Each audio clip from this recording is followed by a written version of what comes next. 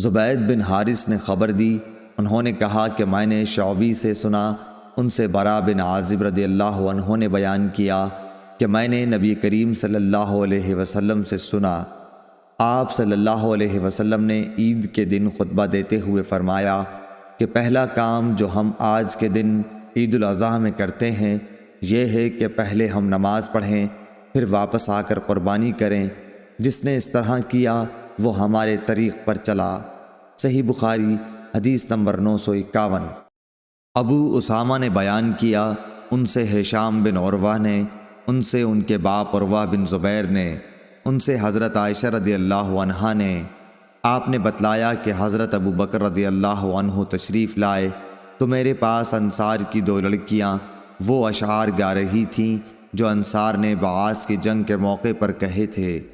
حضرت عائشہ رضی اللہ عنہا نے کہا کہ یہ گانے والیاں نہیں تھیں۔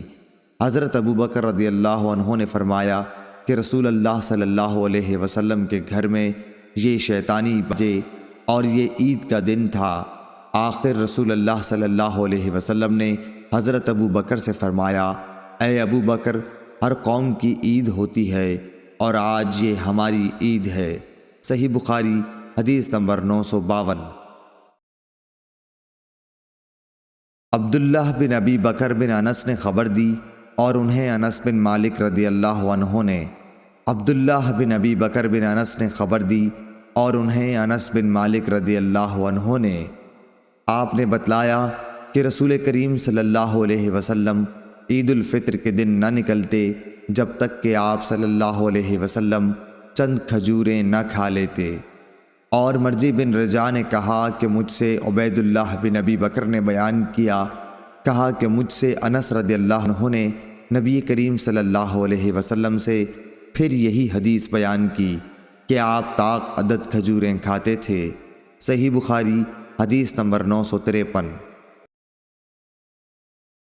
اسماعیل بن علیہ نے ایوب سختیانی سے، انہوں نے محمد بن سیرین سے بیان کیا، ان سے انس بن مالک رضی اللہ عنہ نے بیان کیا کہ رسول اللہ صلی اللہ علیہ وسلم نے فرمایا کہ جو شخص نماز سے پہلے قربانی کر دے اسے دوبارہ کرنی چاہیے۔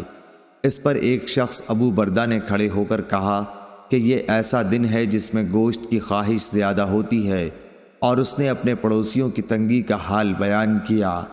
نبی کریم صلی اللہ علیہ وسلم نے اس کو سچا سمجھا۔ اس شخص نے کہا کہ میرے پاس 1 سال کی پٹھیا ہے جو گوشت کی 2 بکریوں سے بھی مجھے زیادہ پیاری ہے۔ نبی کریم صلی اللہ علیہ وسلم نے اس پر اسے اجازت دے دی کہ وہی قربانی کرے۔ اب مجھے معلوم نہیں کہ یہ اجازت دوسروں کے لیے بھی ہے یا نہیں۔ صحیح بخاری حدیث نمبر 954۔